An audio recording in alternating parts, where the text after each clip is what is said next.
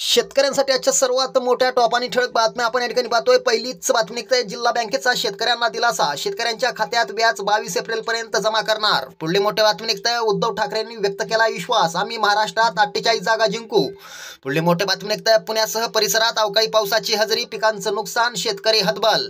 पुढली मोठी बातमी निघते, पुढच्या 10 दिवस महाराष्ट्रात अवकाळी पावसाचे वातावरण, हवामान विभागाचा अंदाज। पुढली मोठी बातमी निघते, पीक विमा योजनेत मोठा बदल, शेतकऱ्यांना मिळणार 100% नुकसान भरपाई।